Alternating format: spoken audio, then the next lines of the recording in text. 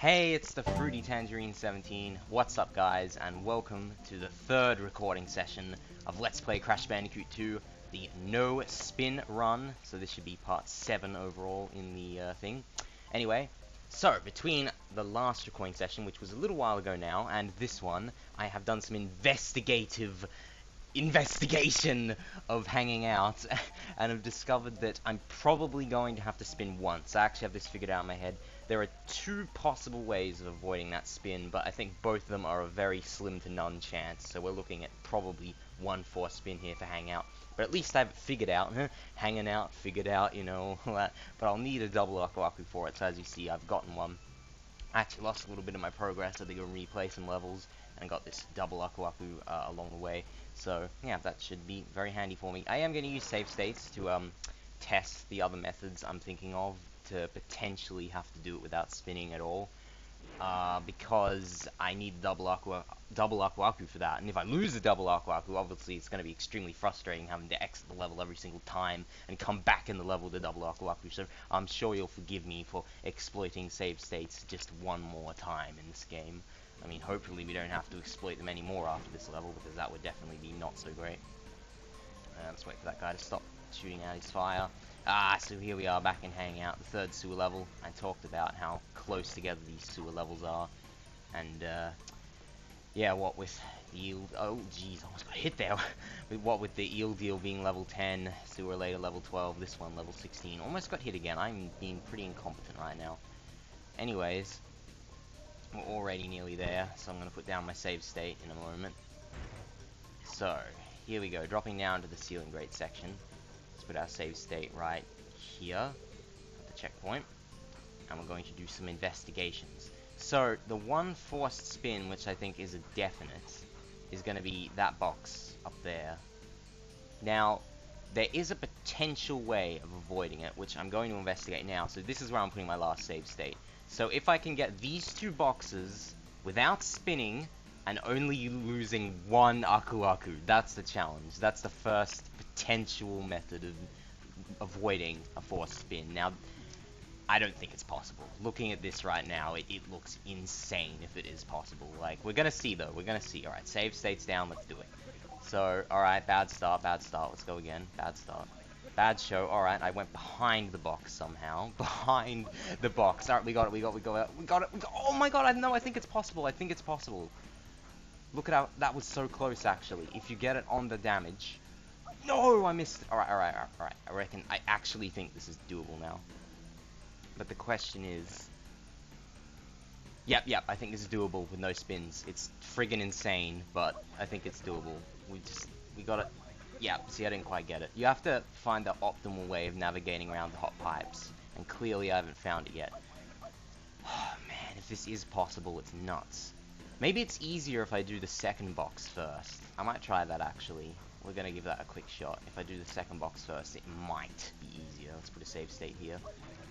Let's see. Oh, no! I broke both of them, but I took 2 hits. Trust me, it's imperative to only take 1 hit, because there's an Aku Aku up ahead, and I need it to get 2 boxes later on ceiling grates, because I'll need to do 2 damages on that run. So, let's go. No, got stuck. Oh, I can get both boxes. I can get both of them with 2 hits. That's the thing. I can't quite do it with just the 1 hit. That's the problem. So, alright, I'm going to give up on it for now. Oh no, I don't want to give up on it though, because then otherwise I'll have this. I'll still have the 1 for it, because you literally can't get past this box without getting hit or without spinning. And I need to not get hit. That's the thing. This is a doozy, isn't it? This is an absolute doozy. This is a doozy in the absolute mark. Because I've never encountered something like this where I'm just not sure if it's possible. Like, there was the impossible box in Cortex Power. Alright, there was that.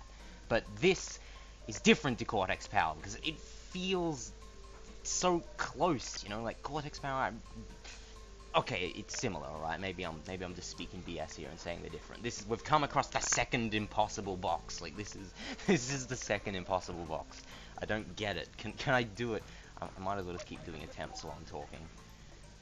Because, yeah, oh, you can get so close. It's just ridiculous. Alright, I'm going to spend some time here doing some attempts. I'll cut ahead to either when I get it or when I just decide to give up and count as a force spin for now. And maybe try off-screen some other time to see if I can figure out this impossible box. So, I'll see you guys then.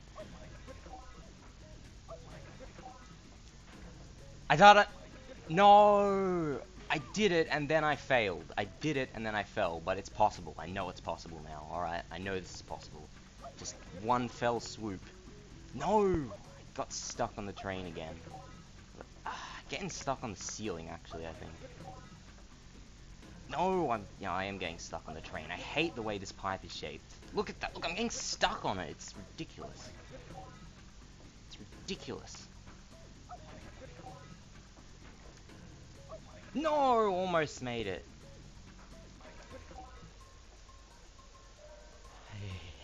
This so much. I can't. I didn't know I was in for this much suffering when oh God. Oh God, just end it all.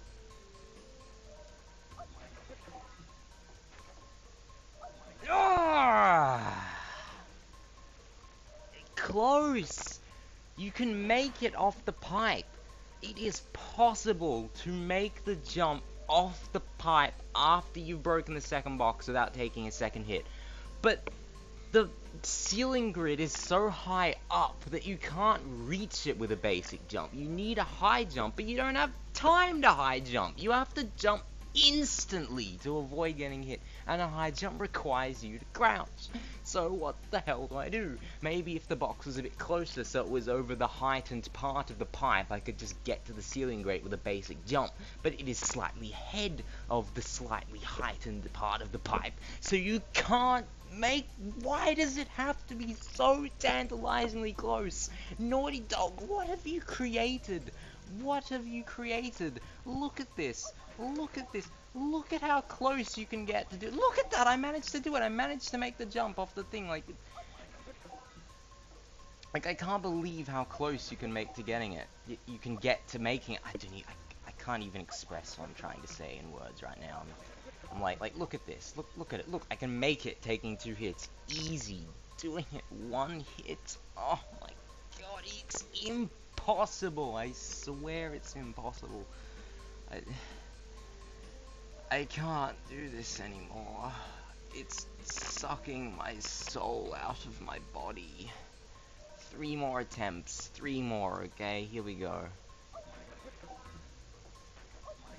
1. 2. 3. The extra damage boost it gives you, ironically, lets you land on the ceiling grate from the second hit. But without getting hit, you just can't make it. You just can't make it. Everything here seems to have been designed just right, so it's impossible to avoid a forced spin. Like, I don't know, maybe with pixel perfection, this is possible. Like, Taz shiz right there. This is... Taz people, get on this, okay? Get on this. I want to know if this is physically possible. But for now, this is going to be the equivalent of Cortex Power's impossible box in quotation marks. You can't see it right now, but I'm doing air quotes.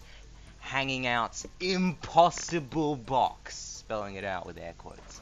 There we go, a forced spin. I can't deal with this anymore. The stress, it's gonna get to me, I reckon. It's gonna get to me. Alright, this is the way of doing it with just the 1 forced spin. You get this invulnerability here. You go through here, blow that up. Go through here, get these 2 boxes with the invulnerability. Then we head back. Long. Oh, don't want to get hit there. And then you come back here. And then we go up here. And then, oh no, I forgot about you. No. We want to go when that guy's going up the other end. Like that. Alright, there we go. And we come up here. And then we do the exact same thing. Where I just take a hit. But I'm putting a save state here anyway because I'm not taking any risks. No. Get up there! Get up! Get up! Oh my God. Alright. He won't grab onto it. He won't grab onto it when he's hurt. What? I don't get this. Why is it not working? Come on, come on, grab it, grab it, grab it! What? I didn't know that if you're in the middle of being hurt, you can't. Wait, let me run into this guy. Look at that. See, we hang on to the grate when we're hurt. Why doesn't it? Oh my God! It's gonna start tearing my hair out in a couple of minutes. Like, so does this mean the two-box thing isn't physically possible simply because after you've taken that hit, you're not gonna be able to grab the ceiling grate anyway? Then how did I do this in the eel deal? I can't throw my mind back to how I did this in the eel deal. Like, because I swear I grabbed the grate after getting hit in that level. Like, maybe you just have to be perfect with the timing. You have to jump up off the pipes as you run out of the invulnerability frames from being hit and grab the grates when you're just in a normal state. Like, I guess that's how this works. So let's just try that. Alright, wait for it. Go. There we go. There. Bloody hell. Talk about timing. I'm pretty sure that makes the other box impossible. Like, even with Taz and stuff. Because you have to... Well, actually... No, it doesn't, because you would run out of invulnerability in midair. So, okay, it doesn't make it impossible. The impossible box is still quote-unquote impossible. Like, it might be doable, who knows. Seriously, Tazers, get on that. Give me peace of mind. I must know. I must know. But for the purposes of this Let's Play, that we're just counting that as a force spin, because I can't deal with the stress anymore. It's gonna drive me crazy. Crazy! Alright, enough of that ridiculousness. Let's just get on with the level and forget that ever happened. That whole fiasco, which took me about 30 minutes off camera. So, here we are at the end of the pipe section. Woohoo, some easy to break boxes. And, no fake walls. Still no fake walls. So let's drop down again. And this is a pretty cool little water area. We got our crystal, we got our checkpoint. And if we come back here... secret area. We'll worry about that later though. I was going to save that for much later in the Let's Play, but I've come to realize I'll have to actually do that. You see that little secret area there actually goes to one of the secret levels of the game. And I was planning to save that for after I beat Cortex. But you see the thing is, there's that box on the ceiling grate section that you can't get past at all without spinning. Actually, no, you might be able to if you take a hit. Yeah, okay. I guess I can save the secret level for later. So, a bit of a spoiler there. There is a secret level in this level. Oh no. Oh wait, I can probably skid under it. Oh wow. I thought that the metal boxes hurt you if they land on your head. Well, why would I think that? I guess I've never tried it before. Anyway, a lot of nitros there that we have to bounce past. And then we just have some TNTs here, and then we've got this stuff. Whoa. Okay, here's how I'm going to handle this. I'm going to get up here and take care of these ones first. I do not want to take the risk of going in the middle of these boxes. Alright. I'm just going to take this slow and steady. Okay, break that. Alright, now these should all have 10 in them. Alright, so just focus on that. 7, 8, 9, 10. I'm just going to focus on this. I'm not going to talk. 7, 8, 9, 10. 1, 2, 3, 4, 5, 6, 7, 8, 9, 10. Alright, last one. 3, 4, 5, 6, 7, 8, 9, 10. There we go. Pretty tricky bonus that one. Probably the trickiest one in the game so far. But there are a couple more trickier ones coming up a little bit later. I've had annoying situations where I've accidentally miscounted on that last box and jumped on the bonus platform before it breaks, and then I have to replay the whole level to get the gem. It's pretty annoying. Anyways, there are a lot of nitros in this level, as you might have seen, so when we hit this nitro nuke here, our count's going to go up a lot. Whew, gone from 69 to 93, and we get a very loud bang there was for that one, because we were so close to nitros. But anyway, yeah, that's the end of the level right here. So it's actually a pretty simple level overall, I hesitate to say. I mean, it's got 93 boxes, that's a pretty high number, but a lot of those are nitros. And you come to the end here, and this is what the little end section area looks like for this warp room. Pretty cool with the colors, like the red on this side of the wall, the purple and blue on this side of the wall. You got the lava going underneath the platform there with this grate over the top of it. It's pretty cool end of level area aesthetic, I must admit. But anyway, that is it for Hangin' Out. As I said, there is a secret level there, but we can actually backtrack and do that later, because instead of having to, forced spin on that box, I can just, damage abuse off the hot pipes and land back on the ceiling grates past the box. Hopefully, I should be able to do it anyway. But boy, was that annoying. That level, Hanging Out. That's probably going to be the worst level of the whole game. Potentially. There are a couple levels later in the game which I'm not too sure about. They could either potentially be just fine or absolutely aggravating and take me ages to figure out what the minimum number of 4 spins are. There are levels 22 and 24 if you're familiar with these games, but I won't spoil what they are if you're not familiar with these games. Anyway, let's just put Hanging Out behind us and go into the next level, Digging It. Both levels with an apostrophe to, what's the word, replace the G at the end. That's not really, what is the word? Abbreviate, that's the word I'm looking for. Anyway, Digging It, level 17. 17, my favorite number, loving it. It's going to be a great level, I'm sure. Great level. Got a crystal here, 2 gems, should be lots of fun. This is actually an entirely new type of level here, Digging It. An entirely new type of level for this new warp room. Well, I've already done one level here, but hey, you know, whatever, it's still relatively new warp room. Anyway, so as we spawn in here and we exit the area, you can see it has a very similar snow aesthetic to the chase levels. However, this clearly isn't a chase level because firstly we're going forward, and secondly we've got these weird plants that shoot out bombs. They're piranha plants, they have spikes around them, and they shoot bombs. Not sure who came up with this idea, but personally I like it. Yeah, I potentially could complain about these levels for reusing the aesthetic from the chase levels, but I know it's a pretty nice looking aesthetic, you know, the snowiness, you got these little like stone archway things. That one's not a full arch, but you do have full archways. And then you got the like pine trees on the side and the snowy ruins and the mushrooms you can see there, little red mushrooms, they look nice. So it's pretty good looking aesthetic, I suppose, but I guess it just would be nice to see something completely new and fresh for these levels. So what exactly type of level would you call this? I mean, you can't just call it a snowy jungle level because that's what the chase levels are. Well, there is actually a name for this theme of level, but we haven't been introduced to its namesake yet. It's actually named after an enemy, as a matter of fact. And no, it's not the piranha plant enemies. Whoosh! Going through all those boxes. I like these face enemies, the way they switch between angry and happy. But you shouldn't touch it at any time, regardless of whether it's happy or angry, because it'll harm you either way. So definitely not a great idea. Oh yeah, and here you go, you've got this little ruins archway here. It looks very nice. I love how unique all the different parts of the level look with their construction.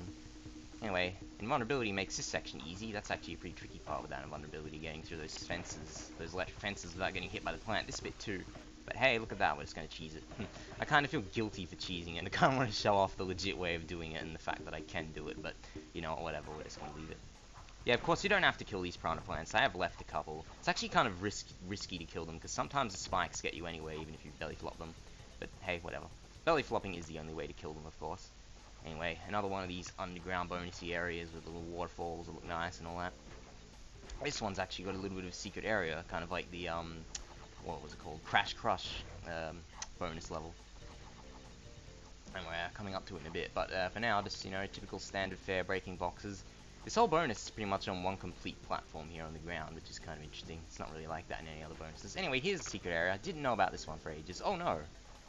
Somehow I missed it. I really don't know how I missed it. I bounced off the TNT properly. Anyway, there's just a couple of lives up there, but hopefully I can get them. That would be a shame if I couldn't get them. Oh no! Oh no, I've screwed it up. I goofed. I probably could have gotten it as well, but I goofed. Seriously goofed. Well, you'll just have to take my word for it. There's a metal platform up there, as you saw, and it has a couple of lives on there. Just 2 lives, I believe. So it's not that big of a deal, but hey, it's kind of a nice little Easter egg thing that probably not that many people know about. But since I know, like, everything about this game, of course I know about it. Yeah, like those little pillars on the side. I like those pillars with the faces, you know, the fanged faces. They're in the boulder levels in the first game there, but having that definite crash charm. Anyway, Death Route, and we're not actually going to do Death Route right now.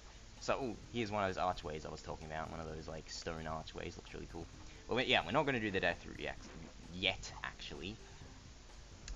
In fact, we're going to go along the regular path of the level, and, oh, yes, this is where we get introduced to the namesake of these levels. This theme of level is called the B levels, or as I like to call them, the B Alpine levels, because of the Alpine setting with the snow and everything. Basically, these hives spawn out bees, and you have to evade them. Luckily, the bees can't go over pits like this one, so they stop chasing you once you get to pits like these. So isn't that handy, eh? Isn't that handy?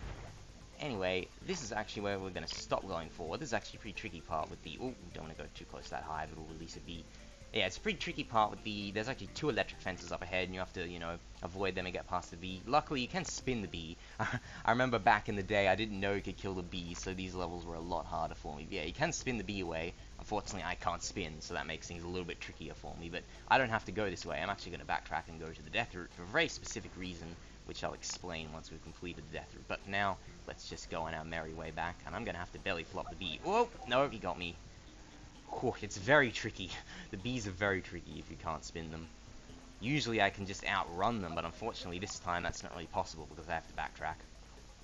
Anyways, I got hit twice there. That wasn't so good, was it? Lost both my Akalakus. Anyway, on to the death route. And we get, you know, our more intense remix of the music. Well, it's not really a remix. It's pretty much an entirely original composition, just with different instruments, as is with all the special route music. You can sort of see a sunset off to the side there. It's another evening setting level, and there were a lot of nitros there, but luckily I'm pretty good at avoiding them. I don't too much care for the main music of these B levels, just like, you know, the main level music. It's alright, but definitely more bottom tier when it comes to this game's soundtrack, damn it. In my humble opinion, and I died. Great job, me, great job. I'm all the way, yeah, I'm all the way back here. Oh my god, this is gonna be hard, because now I have to backtrack through the Bs without taking a single hit. This is not gonna be easy. Ugh. There is a reason why I'm doing this main part of the level, though, and then going back to the death route. There is a specific reason. It's not necessary for completion of the level, but it makes beating the level the easiest. You know, it's the easiest way of completing the level. Anyway, what was I saying? Oh, yeah. So this main music is playing right now, you know, for the main part of the level. It's alright, but definitely on the bottom tier for this game's soundtrack for me personally. I don't know, maybe, you know, you guys out there might like it more than me, but hey, that's just how I feel. Alright, belly flop. There we go. That's how we do it. And I'm probably gonna have to belly flop another one. Alright, there we go. Got him. And we're gonna have to belly flop another one. No. Oh, man, this just isn't practical. This just isn't practical without the spin. This is so difficult. Bloody hell, what am I gonna do? I mean, it's not that basically the reason why I want to do a bit of the main path before I do death route is because the death route has boxes in it. And that means you're going to have to backtrack down one of these 2 paths, and ideally I want to backtrack down the normal path, because of course the normal path is easier than the death route. But I want to get the first half of the normal path out of the way first, just so I don't have to backtrack all the way down the normal path, you know, once I've finished the death route, which could potentially, you know, be trickier. So this is usually how I do it. I usually go up to that bit with the electric fences, because doing it this way, you don't have to do the bit with the electric fences at all. You don't have to do it this time when you're just going through the first half, and you don't have to do it the second time when you're backtracking through the second half, because you've already broken all the boxes up to that point anyway, so you don't have to worry about the electric fence section, and thus it's easier doing it this way. But unfortunately, it doesn't seem like it's going to be easier, because I have to deal with the bees backwards. I mean, I'm going to have to deal with the bees backwards either way, so this is really hard either way I splice it. Alright, there we go. Alright, one. The problem is, by the time you've belly flopped, there's another bee coming. It's like you can move like 1 inch at a time. This is ridiculous. Oh my god, alright. I'm just gonna keep trying. I think I'll cut to when I get the successful attempt. So I'll see you guys then.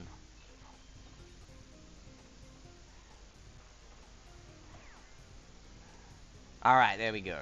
I figured out you can skid the bees as well. I didn't actually think about that. That was pretty stupid of me. So skidding makes it a little bit easier, but I still wouldn't say easy.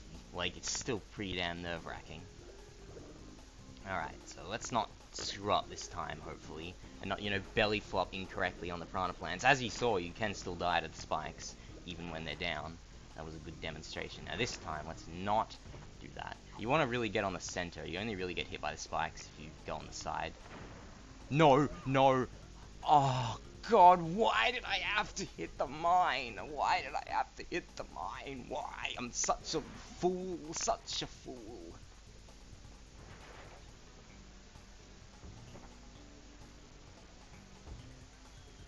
Oh, wow, that was so pathetic. It defies belief. I can't even, I just can't.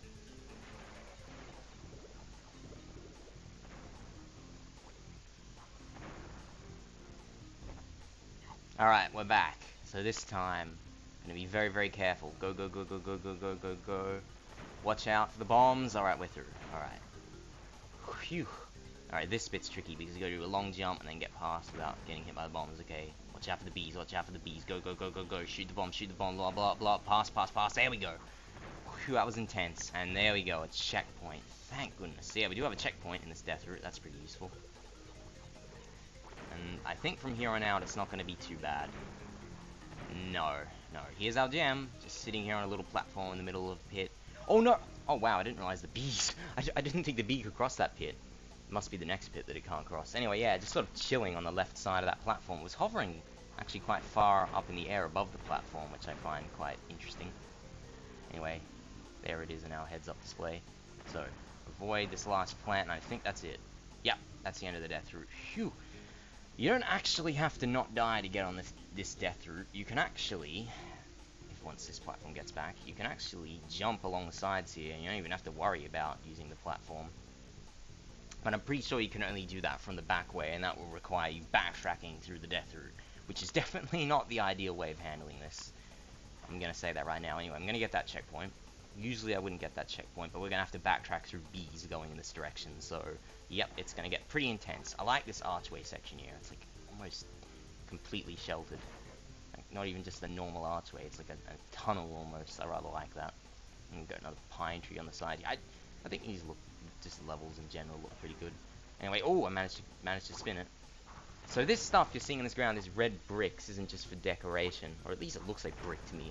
It's probably not supposed to be brick considering what its purpose is, but you can actually dive into this ground. You can actually go underground and move around, and spin enemies, and you can avoid the bees by doing this. The only problem is you have to spin. That's how you get underground. You spin, and I can't spin, so I can't get underground, and thus I can't be safe from the bees, which is, you know, obviously not ideal. That's why this level is called Digging It, by the way, because you can dig underground. Big deal for me. It's not gonna help my sorry soul now, is it? Oh, let's get on with it. Let's get past these plants. I don't know if there's any bees up ahead. I think there's at least one more beehive we're gonna have to deal with. If I remember correctly, it's 76 boxes I need to be on before I can go back again. Okay, no bees coming? Oh, wait, this is 76. Okay, it must be more than 76, because I definitely have to go back further than this. Is it? Yeah, I think it's 77, actually. Oh, there's a crystal. It was along this path. So yeah, if you went down the death route, you could miss the crystal. Again, another level where you can miss the crystal when going through. Alright, here's a checkpoint. And, oh, no, we didn't have to worry about any more bees. So this is the last section I got up to. Remember the bit with the electric fences on the normal path? So basically, there's one electric fence here, which you're seeing on camera, and then the second electric fence is the one you saw up ahead previously on the regular path. So normally you'd have to go through this bit with the two electric fences and having to worry about the bees as well. But by doing it my way, you can avoid doing the electric fences altogether, which is the hardest part of the regular route of the level. So as you can see, my method is the easiest way of getting through this level. I devised it some time ago. Or did I devise it, or did I find out about it online? I'm not sure. I'm not too sure about that, actually. There's a route. There's like a similar thing in the 9th level in Crash 3 where I think that was the one where I figured out the ideal route. I think this might have been the one I looked up. Anyway, whew, all that speed you can get from those boosters there. And then we come along here, and we've got a couple more of these plants, but nothing too big to worry about. And boom, nitrogen root takes us all the way up to 93 boxes. Oh, that's the same amount of boxes that Hanging Out had. How's that for a coincidence? Anyway, we're actually getting pretty close to the end of the level now, so not too much further. And none of these bees here are too awful, I don't think. But we got a hammer guy. He tries to hit you with the hammer, but I can just slide him away. He's not too much of a big deal. Okay, this bit I'm a bit worried about. Can I get away from the bees in time? Yes. Yeah, as long as you're fast, you can usually get away from the bees before they catch up to you when you're going forwards. It's when you're going backwards that it's obviously the problem. Anyway, for 95 boxes, we get a gem. So 93 in Hanging Out, 95 in Digging It. They're pretty similar box counts, and they're pretty damn high as well. We don't see many levels with box counts that high. Now, you might be wondering, why didn't I go to the end of the level? Why the hell am I backtracking through Bee Hell? Well, there's actually a reason I'm trying to backtrack through Bee Hell. I'm probably not going to make it, but we'll see what happens. Alright, slide. Ooh, I managed to do it, but I got hit by mine. Okay, wait for it. Slide! Okay, we're through. Oh god, that's so intense. Alright, let's see. I think there's one more beehive. Yep, this is where the last beehive was. Alright, we're gonna slide here. You gotta choose when to stop and slide, because you can't just run ahead at speed, because otherwise you're just gonna run to the bee. Your reaction time isn't... Well, your reactions aren't gonna be good enough to do it in time, so you really do have to stop and prepare yourself for when the bee comes. Anyway, this is the reason we've backtracked. So, just behind this little tunnel here, again, another little tunnel area. It looks nice. And you can see the sunset again in there in the top right. Anyway, enough getting distracted by aesthetic things. So we've got we've got our crystal, we've got our 2 gems for doing everything, 95 boxes. However, there is actually a secret exit in this level for belly flopping this piranha plant on this rather suspicious looking platform there. Again, they clue you in. There is no other platform like that in the whole level, so it's kind of suspicious. And if you belly flop the plant, you come out here into the secret warp room once more. We're used to seeing this place now, aren't we, guys? We're used to seeing it. It's just that good old secret warp room and all that, you know? All that jazz. And as you can see, there is our secret entrance to Road to Ruin, so we can finally get the box gem there. I say finally, it was only, you know, in like the last episode that we were there, but, you know, whatever.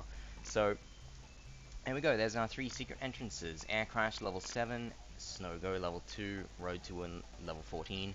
Not gonna lie, kind of bothers me that we have 7 before 2 here. Like, why can't they just be in sequential order, for goodness sake? Maybe they expected you to find the Air Crash secret entrance first, which, to be fair, it is probably pretty obvious in Bear Down. Like, it's possibly the most obvious secret exit, I hesitate to say, the one in Bear Down, so maybe that's why. But hey, level 7, level 2, level 14, 7 times 2 equals 14, huh? It's like a little algorithm there, isn't it? I like that. I like how that works out. It's good. Anyway, let's jump right into Road to Ruin so we can finally get our lovely, delicious box gem from this level.